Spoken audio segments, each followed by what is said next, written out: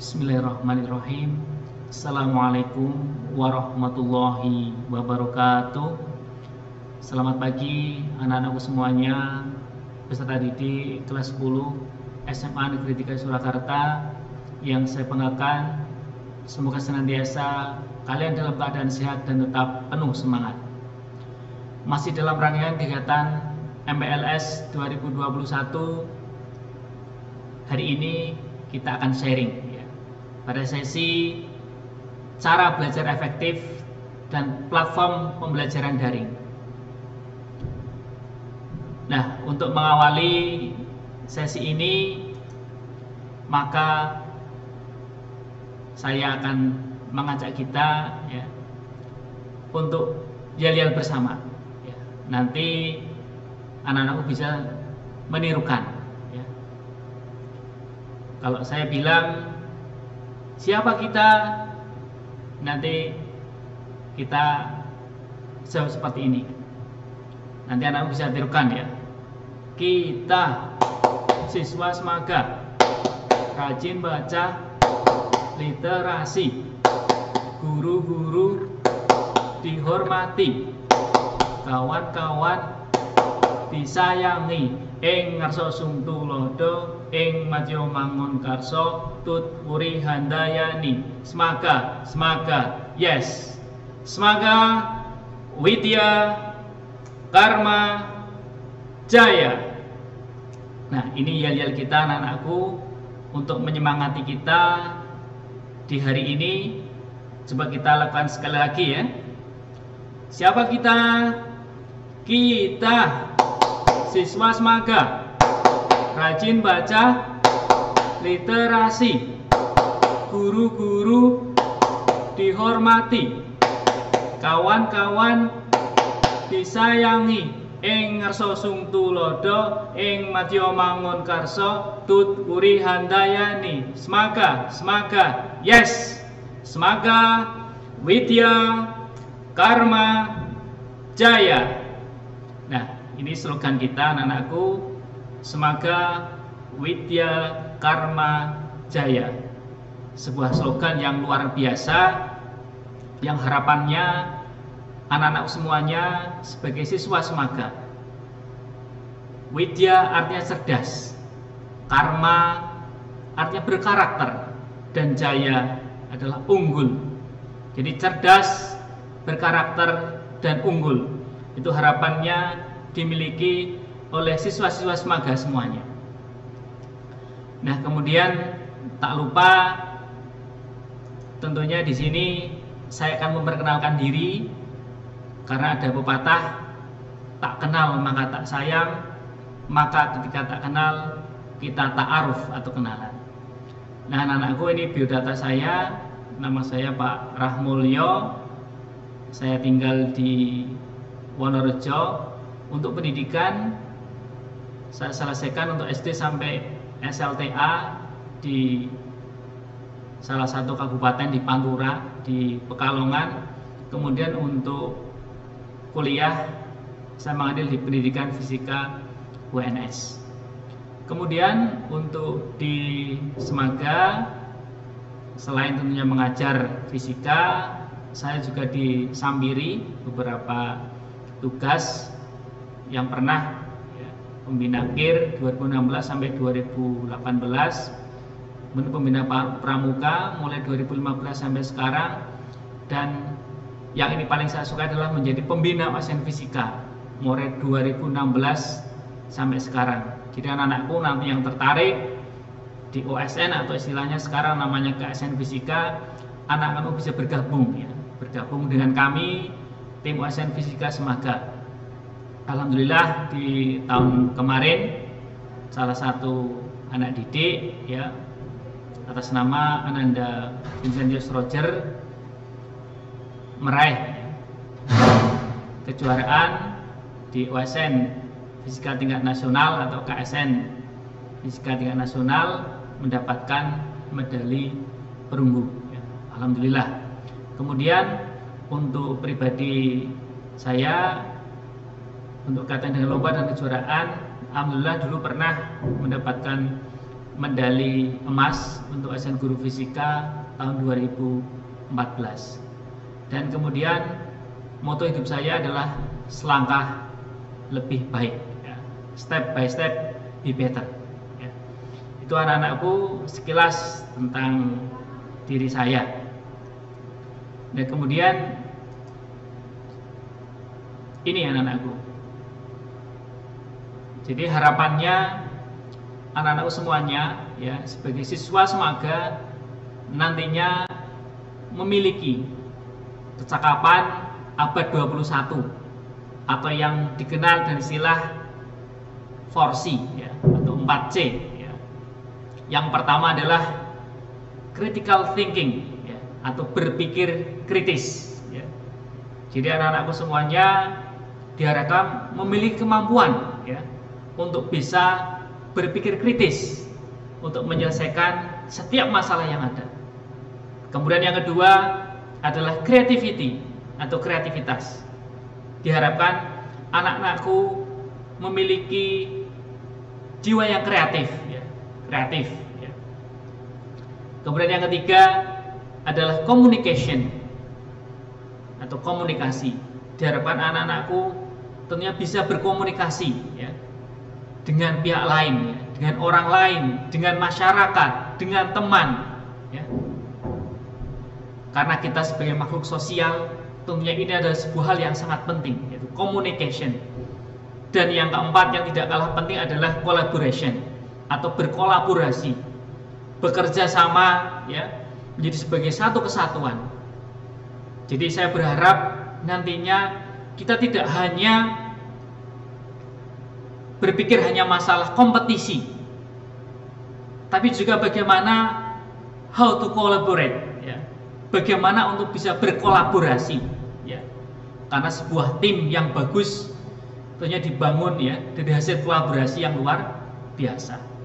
Anak-anakku dalam satu kelas, ya, atau di rumah dalam sebuah keluarga, tentunya di sana butuh kolaborasi, ya, antar berbagai anggota yang ada di sana. Nah, anak-anakku tentunya kecakapan-kecakapan ini, ya, bisa diperoleh, ya, bisa diperoleh dengan bagaimana cara, ya, cara belajar yang efektif, ya. Nah, sesuai sesi kita hari ini, ya, kita akan belajar bagaimana cara belajar yang efektif. Nah, Pak Rahmulyo bukan seorang psikolog, ya. Saya guru fisika, maka ini saya mengambil dari berbagai sumber, ya. Jadi ada 15 cara belajar efektif secara psikologi, ya, secara psikologi. Nah, ini temanya sengaja saya buat berbeda, ya, biar kelihatan kesan yang berbeda, ya. Jadi setiap manusia itu memiliki kewajiban, ya, untuk belajar, ya. Belajar adalah sebagai sebuah, ya, kewajiban, kebutuhan, ya. Sejak kita dilahirkan, kita dihadapkan, ya, dengan kewajiban untuk belajar, ya. Sejak belajar mulai dari untuk makan, ya, untuk berjalan, ya, sampai kita besar, ya, sekolah, ya, atau di lingkungan sekitar. Nah, meskipun sebenarnya belajar yang telah kita lakukan sehari-hari, ya, banyak orang yang masih berasumsi bahwa belajar merupakan hal yang tidak menyenangkan, padahal tidak. Dalam belajar, janganlah hanya orientasinya hasil akhir, tapi nikmatilah, ya, proses belajar itu sendiri, ya.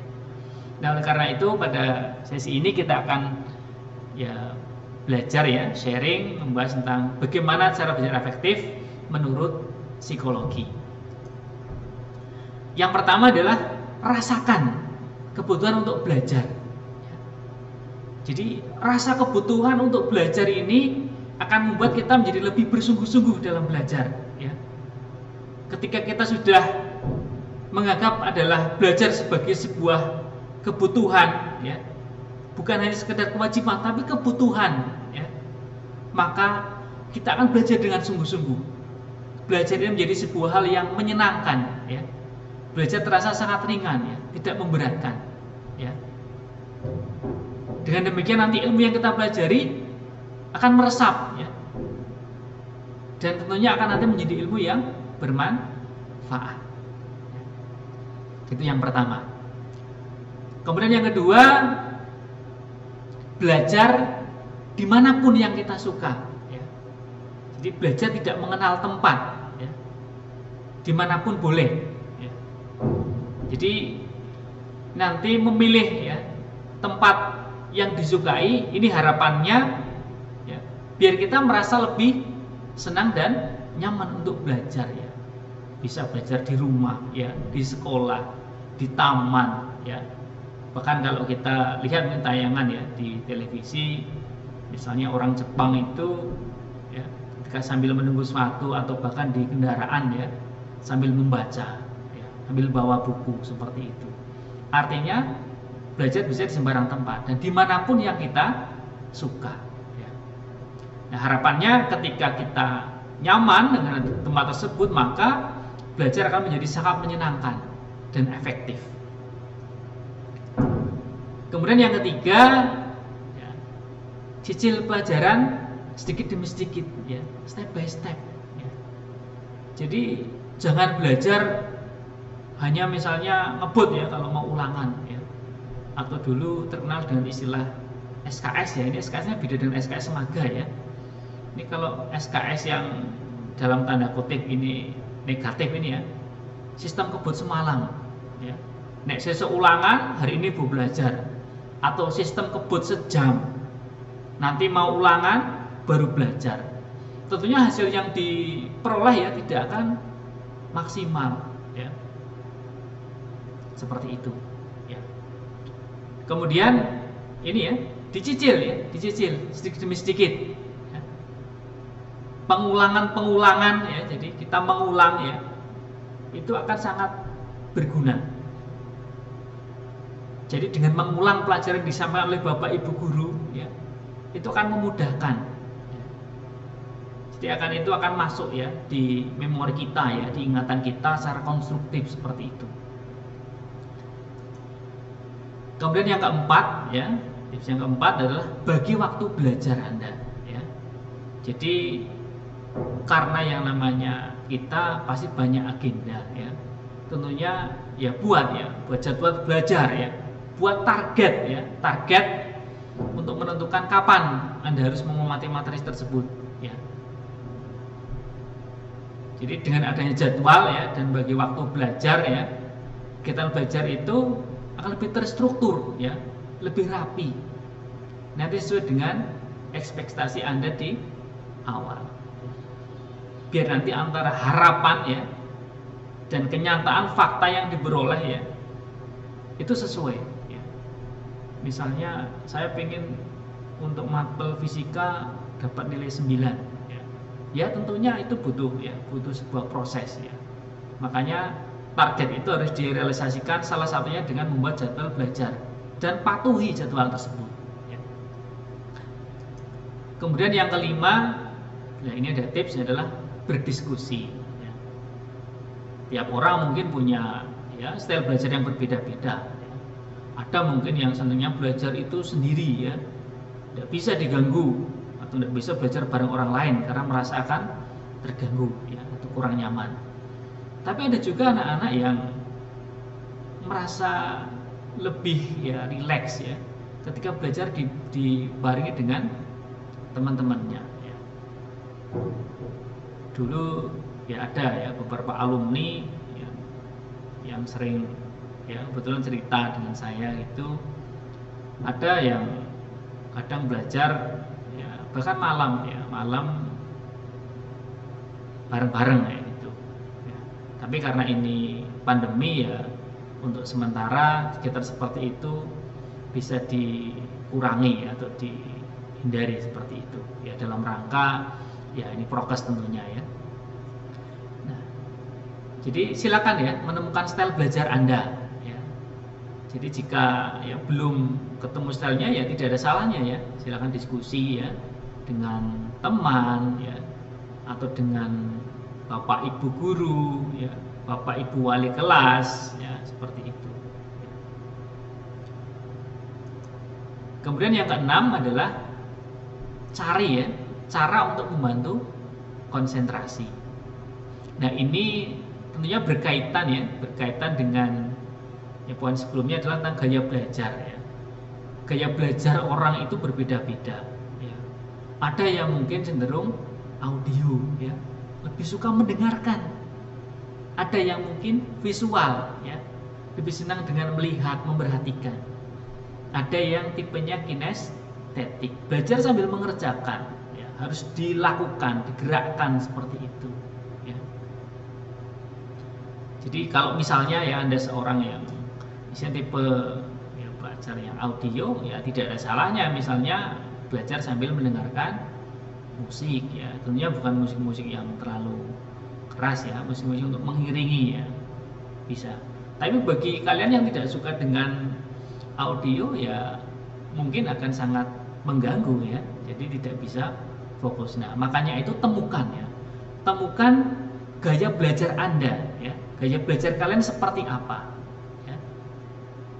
Nanti insya Allah dari tim BK ya akan mengadakan ya asesmen diagnostik ya, salah satunya untuk mendeteksi ya gaya belajar kalian. Sebenarnya saya masuk tipe yang mana ya.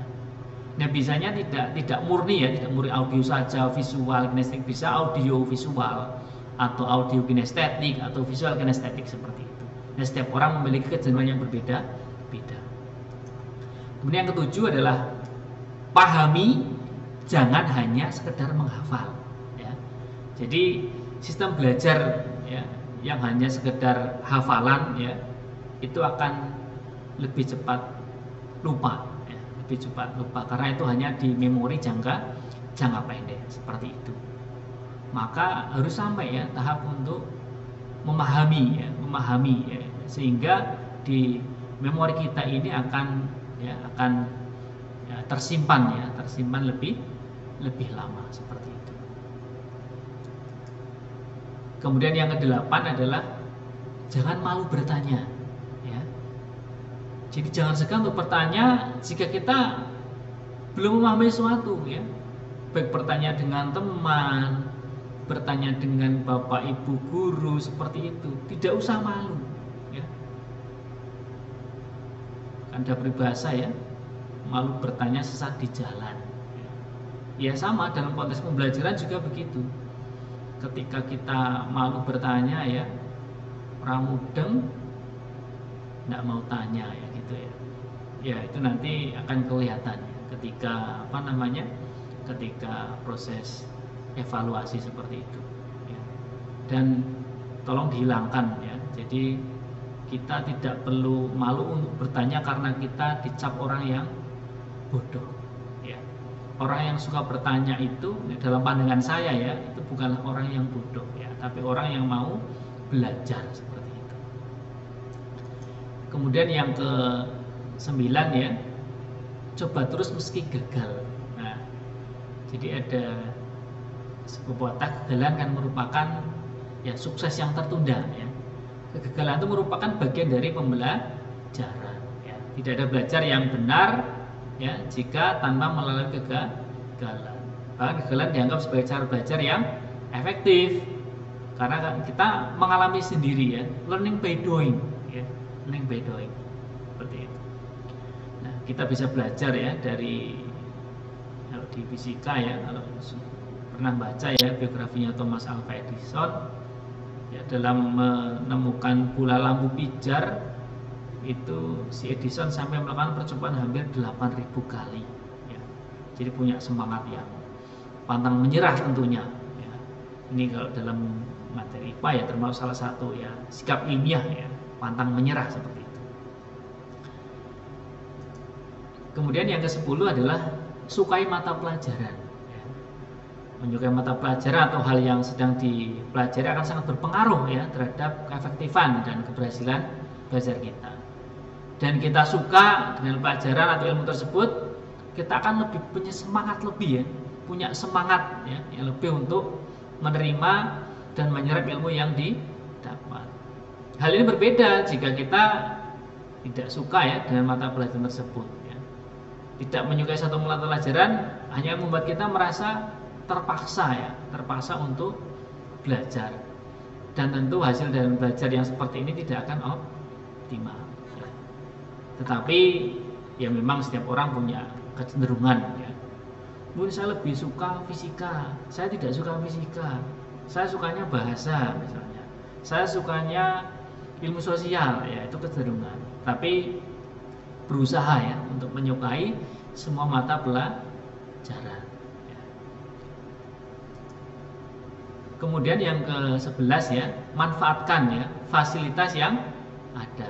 Jadi di zaman sekarang ini fasilitas belajar sangat banyak ya, tidak hanya berupa buku teks ya, sangat banyak ya, dari video, internet ya, online dan berbagai media pembelajaran ya, baik yang gratis maupun yang berbayar, ini bisa dimanfaatkan ya sebagai sumber belajar ya, sebagai sumber belajar ya. Jadi tidak hanya menunggu dari bapak ibu guru seperti itu.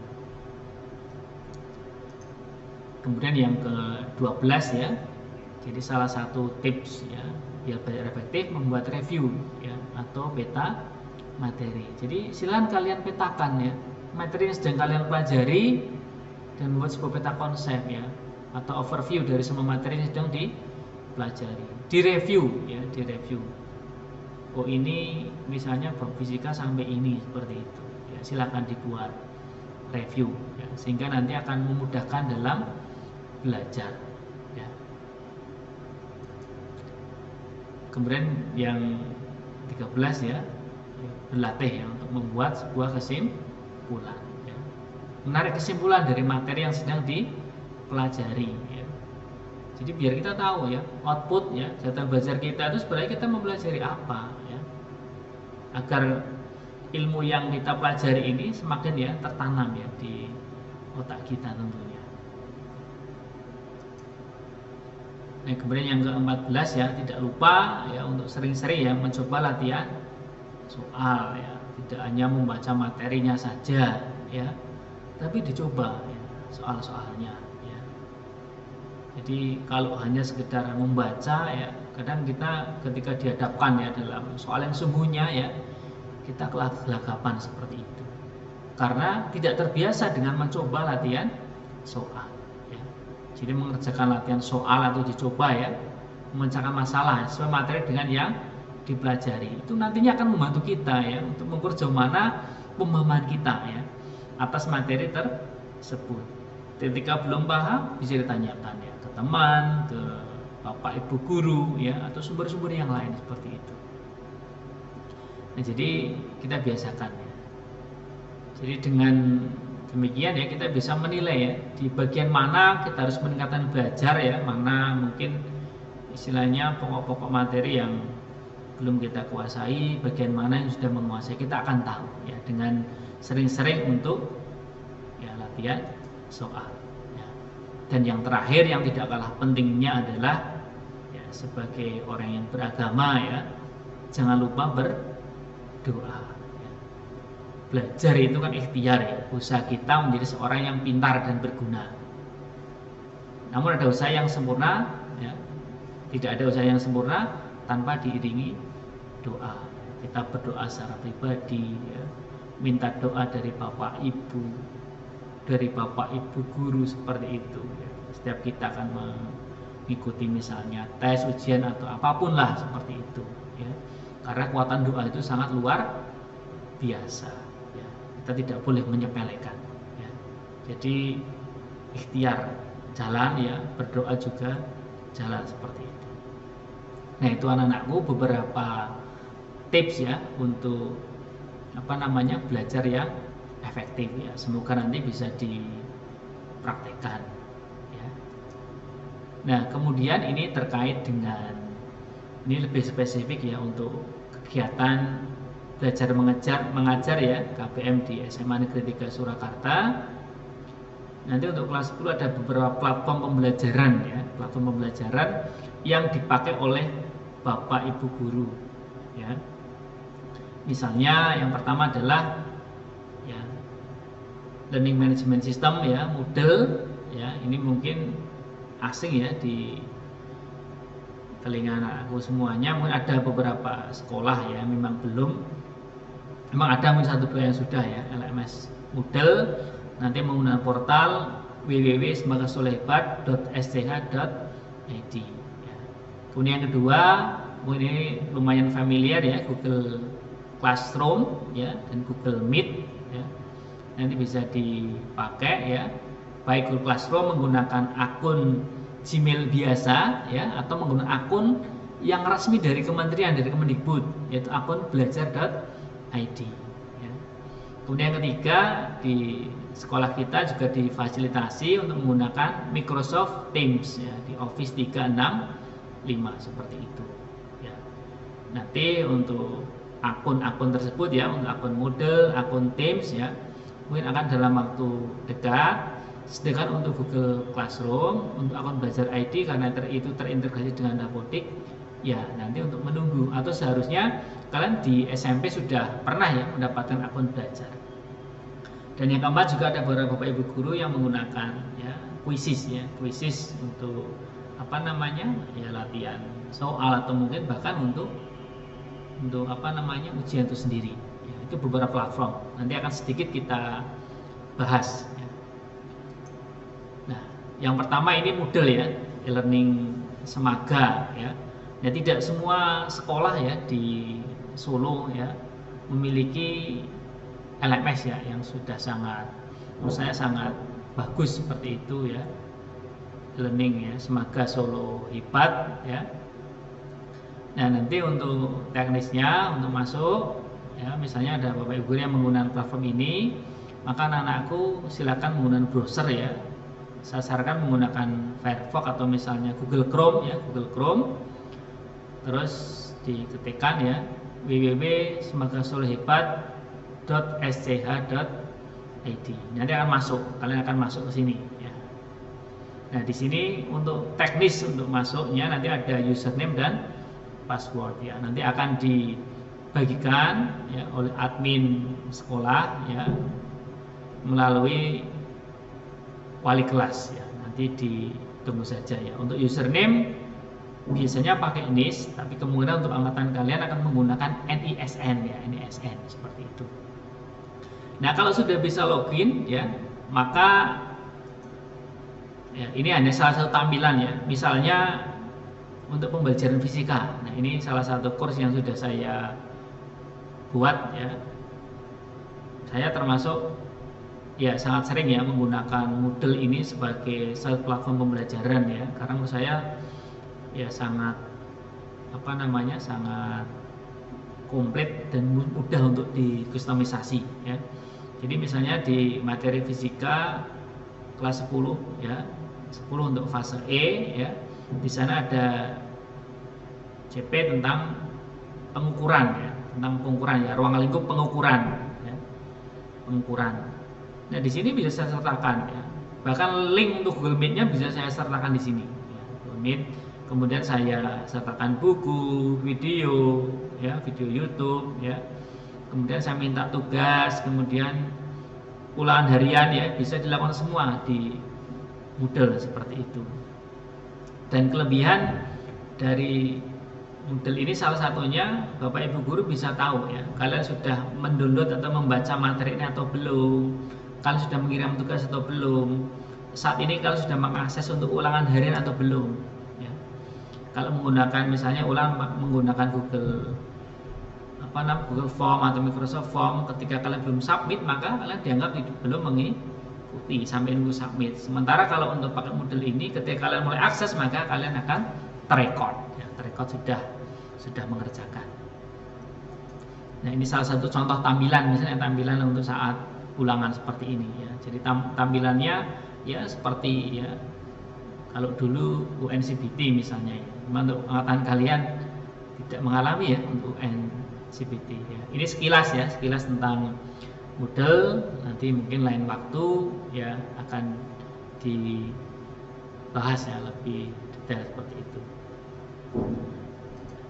Nah, kemudian untuk Google Classroom ya, Google Classroom ini tentunya sebagian besar dari anak-anakku sudah familiar ya, karena banyak sekolah ya di SMP yang sudah menggunakan baik Google Classroom menggunakan akun Gmail biasa. Kalau saya ini menggunakan akun dari Belajar ID ya, akun Belajar ID. Kelebihan dari akun Belajar ID ya, kelebihannya ya saya tampilkan. adalah di sini sudah ada link untuk Google Meet-nya, ya, Google Meet ya. Google Meet ya. Tinggal kita klik ya, maka untuk anak-anak yang sudah masuk ya di kelas ya, misalnya di fisika kelas 11 MIPA 1 ya, 11 MIPA 1. Nah, anak-anak tinggal yang sudah masuk di sini ya sudah di-add oleh Bapak Ibu guru atau masuk yang melalui kode kelas seperti itu. Nanti tinggal klik ya, tinggal klik nanti bisa meeting bersama ya, meeting bersama tanpa membuat link baru seperti itu ya, Classroom. Terus untuk pengumpulan tugas dan sebagainya juga bisa di sini, bisa di sini ya. Cuman ini memang tidak seperti model yang bisa dikustomisasi ya. Ini istilahnya sudah customnya sudah dari sana ya, dari Google seperti itu. Ya. Ini mungkin lebih familiar ya bagi anak-anakku semuanya. Ya. Nanti kembali ke Bapak Ibu guru ya, kecenderungan dari Bapak Ibu guru. Nah, kemudian yang dimiliki oleh sekolah juga ya di Semaga ini juga mengembangkan menggunakan Microsoft Teams ya di Office 365 seperti itu. Ini misalnya di kelas-kelas yang saya buat ya, saya buat ya. Nah, untuk masuk di Teams ya juga ini menggunakan akun ya, akun dari sekolah. Nanti sekolah akan memberikan ya username ya, dan password ya, untuk masing-masing agar anak semuanya nanti bisa join ya di kelas seperti itu. Nah, itu kira-kira ya gambaran untuk pembelajaran ya, gambaran untuk pembelajaran ya di Semaga ya. Harapannya nanti anak-anak bisa segera untuk menyesuaikan ya. Jika ada kendala dan sebagainya, jangan malu ya untuk ya, lapor ya, tanya ke melalui Bapak Ibu wali kelas ya. Nanti biar dihubungkan ya dengan admin sekolah atau pihak-pihak terkait, biar nantinya akan diberikan kemudahan ya. Karena pembelajaran daring ini tentunya memang ya banyak kendala juga ketika tidak disiapkan dengan maksimal ya, baik dari hardware-nya ya, dari Android atau PC yang kalian miliki ya, kemudian kecukupan internet ya atau kuota ya, baik pakai wifi maupun pakai ya paket data dari provider seperti itu. Tentunya ini juga ya perlu disiasati ya, seperti itu ya. Jadi gunakan kuota sebaik mungkin ya, tidak untuk hal-hal yang lain ya, hanya YouTubean YouTube yang tidak perlu atau TikTokan saja kayak gitu ya. Jadi kuotanya cepat habis, tapi manfaatnya tidak banyak, atau hanya dipakai untuk game online saja seperti itu.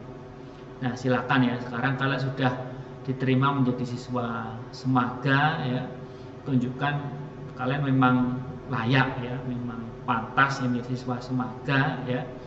Tadi sesuai pesan Pak Ramila tadi ya, sesuai dengan slogan ya, dengan untuk Semaga ya, yang widya ya, cerdas ya, cerdas, widya karma jaya, cerdas berkarakter unggul ya. Jadi itu harapannya anak-anak semuanya nanti bisa memiliki kepribadian yang cerdas ya, yang punya karakter ya, karakter ya. Nanti karena kita sekolah penggerak ya, nanti ada profil pelajar Pancasila yang disampaikan oleh Bapak Ibu narasumber ya. Jadi karakter-karakter itu harus dimiliki ya, dan juga unggul ya dalam berbagai bidang, memiliki kelebihan ya yang patut dibanggakan ya.